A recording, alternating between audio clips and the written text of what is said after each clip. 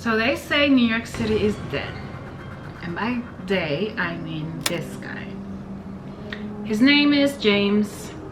He owns a comedy club here in the city, and once everything happened back in March and the city was shut down, he packed his bags and moved to Florida. He recently wrote a 4-page letter declaring New York City dead. Well, it wasn't a 4-page letter.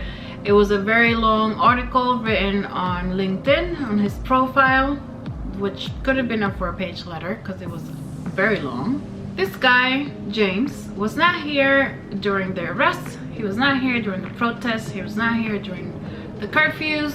He was in Florida living his best life, enjoying the beautiful sunny Florida weather. And I'm assuming he still is enjoying the beautiful Florida weather. So for him to say that New York City is dead when he hasn't been here for the last 6 months or 5 months, I don't even know how long it has been since March, it's total BS. If it's one thing that we all know, it's that New York City is one of the toughest, if not the toughest, cities in the world. When the Spanish flu happened in 1918, New York City bounced back. When 9/11 happened, the city came together and rebuilt the city. So I am confident that when all of this is done and COVID is under control, New York City will bounce back. Now, James is not the only one who moved out of New York City. There's a lot of people who have moved out of the city.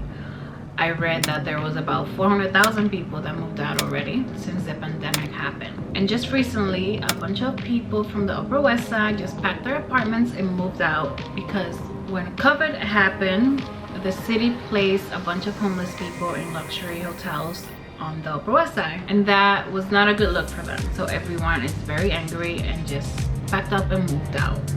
Now, I don't know where they went. They could have gone to another place in New York City, or they could have just left New York City for good. There are other people who are artists, comedians, singers who have moved out of the city since Broadway is shut down until who knows when.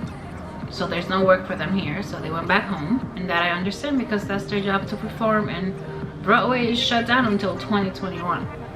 But there are a few artists who are still in New York who are going virtual just like everybody else. Just the other day I was watching a comedy show through Zoom, and I also watched an online scene workshop through Zoom as well. So I know for a fact that New York City isn't dead.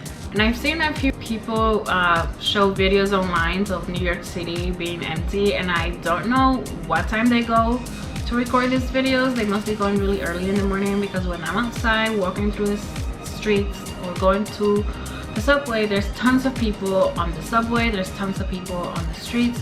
So I'm not sure where they're filming this empty streets, because the streets are not empty.